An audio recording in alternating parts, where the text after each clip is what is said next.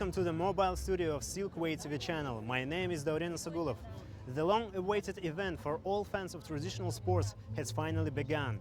Kazakhstan is hosting the 5th World Nomad Games, one of the largest events of ethnosport in tourism. The games are dedicated to development and promotion of unique types of ethnosports, fostering cultural exchange and embodying the values of nomadic culture. Let me tell you more about the history, the background of the World Nomad Games. The idea of the World Nomad Games originated in Kyrgyz Republic. In 2012, Kyrgyz government initiated a series of events to organize unique and spectacular sports competition. And finally, on September 9th, 2014, on the shores of Lake Issyk-Kul in Cholpan-Ata, the first World Nomad Games were launched by the President of Kyrgyzstan. Cholpan-Ata hosted the international competitions for several times in 2014, in 2016, in 2018 also. In 2020 there was a break, but in 2022 the 4th World Nomad Games were held in Iznik, the Turkish city. Now the games in Kazakhstan have become one of the largest in history. The 5th World Nomad Games have attracted more than 2,500 athletes from 89 countries. This includes both traditionally nomadic countries and new members, countries like Venezuela, Ireland, Zimbabwe, and many more. They will compete in 21 different sports with 97 sets of medals to be awarded. Kazakhstan is represented by 216 athletes. The sports program consists of traditional nomadic sports, including horse-based events like horseback archery, Kazakh wrestling, and many more. The gathering of the Great Steppe is the slogan of the World Nomad Games. This slogan captures the essence of interaction between countries and people who inherit their centuries-old nomadic culture, while also emphasizing the location of the 5th World Nomad Games in the heart of the Great Steppe in Kazakhstan. What makes this game special? Unlike previous events held against natural landscapes, the 5th World Nomad Games are taking place in an urban environment where modern infrastructure blends with ancient traditions. This marks a new chapter in development of ethnosport, symbolizing the synthesis of the past and present.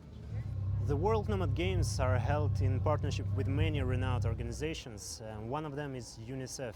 In June of this year, UNICEF Kazakhstan has become the official non-profit partner of the 5th World Nomad Games.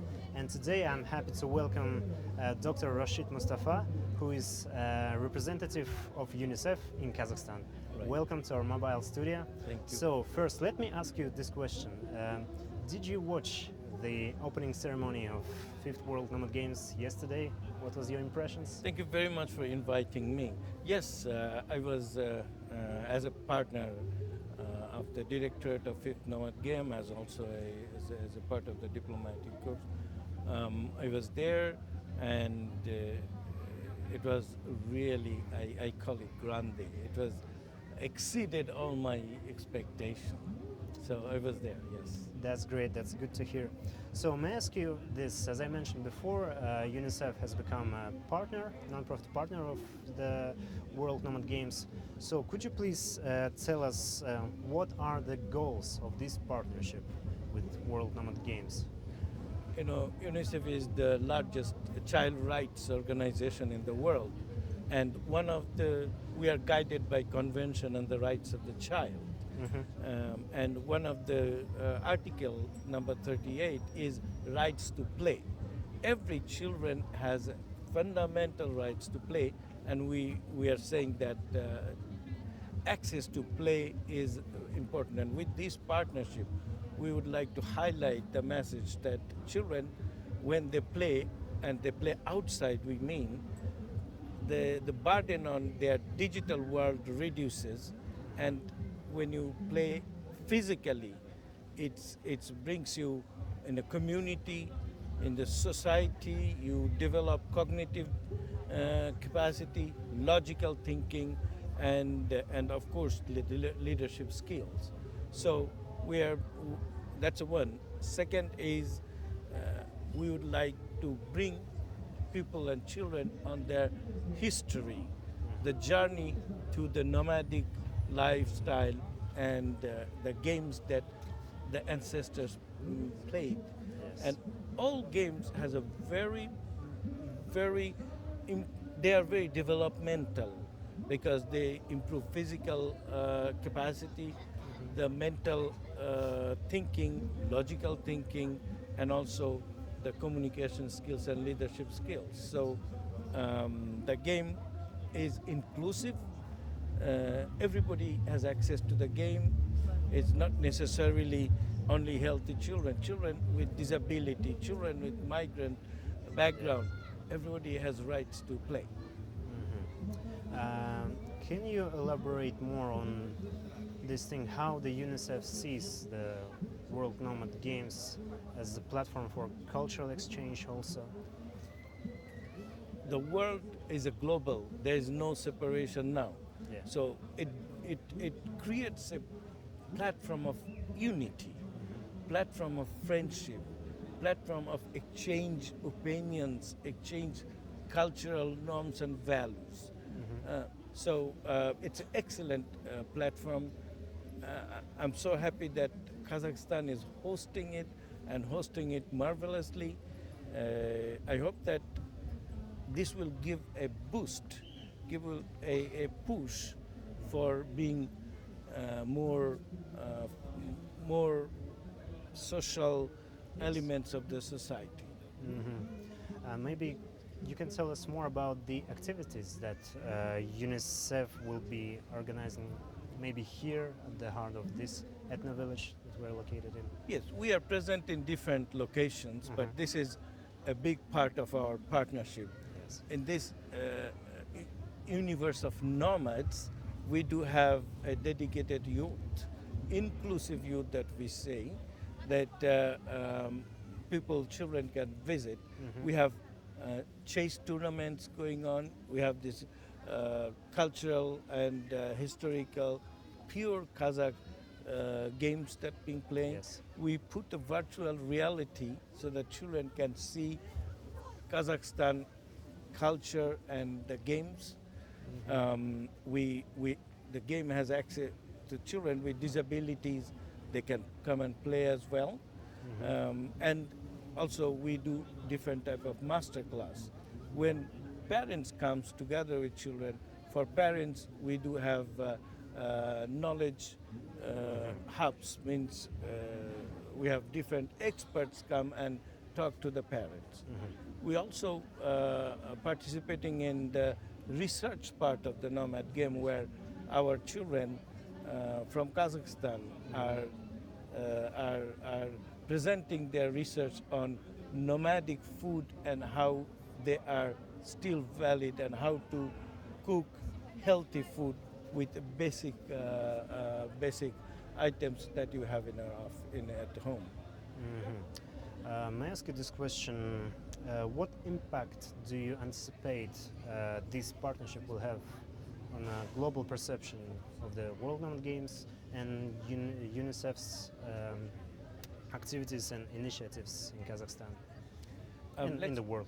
Let's bring, we call it global meets local in Kazakhstan. Global meets local. Local, because UNICEF partnered with London Olympics, Rio Olympics, and sports is an integral part of UNICEF. You know, the Barcelona, maybe you saw UNICEF T-shirt in Barcelona, Messi, Manchester United, then Serena Williams. Our goodwill ambassadors are, a good number of them are sportsmen. So we would like to really develop and continue our work with the children and for the children, not only the traditional health, education and protection, but sports for development. That's what we play sports to develop children's childhood and the future. Because sports is not only for medals or champions. Only 3 people can be awarded as a medal holder. but Yeah. 3 million children can play the game. So playing game is very important to develop the childhood. May I ask you this question? Can you please share with us some insights, maybe what was the main challenges of creating this partnership? What was the hardest part? I think there was no challenge because we quickly understood each other that this partnership will be beneficial for children and for the country. And I'm so grateful to the director of the fifth Nomad Game, World Nomad Game, is that whenever we asked anything, they would help us. Although they were time bound, they were very busy, and event is a global event, it's a mega event.